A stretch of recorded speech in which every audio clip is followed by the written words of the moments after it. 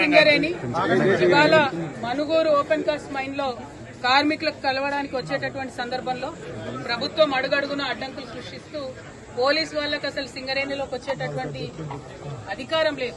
అయినప్పటికీ పోలీస్ భద్రత పెట్టి HMS is registered trade union across India అయినా కూడా మమ్మల్ని అడ్డుకునేటటువంటి ప్రయత్నం చేసినారు. కానీ మా కార్మికుల బలంతో మేము లోపలికి వచ్చి మా వాళ్ళందరితో మాట్లాడినాం. ఇవాళ సింగరేణికి రావాల్సినటువంటి 50,000 బకాయిలు ప్రభుత్వం వెంటనే విడుదల చేయాలి. సింగరేణిలో 3,000 పైచిలకు ఖాళీలు ఉన్నాయి. వాటికి సంబంధించి ఉద్యోగాల నోటిఫికేషన్ ఇవ్వాలి.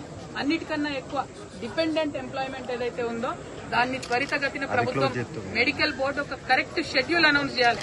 నెలకు 2 సార్లు పెట్టి మీరు మొత్తం పెండింగ్ ఉన్నటువంటి అన్ని కూడా క్లియర్ చేసేంత వరకు మేము నోటిఫికేషన్ ఇచ్చేంత వరకు కూడా మేము ఊరుకునే ప్రసక్తే లేదు. అదేవిధంగా అలియాస్ నేమ్స్ కూడా మీరు అఫిడవిట్ తీసుకొని క్లియర్ చేయాలి. ఈ 2 అంశాలతోని మేము ఈ నెల 20వ తారీఖు నాడు నిరవధిక నిరాహార దీక్ష చేపట్టబోతా ఉన్నాం. అంతలోపు ప్రభుత్వం విస్పష్టమైన ప్రకటన ఇస్తే సరే, లేకపోతే మాత్రం దీక్ష విరమించేది లేదు.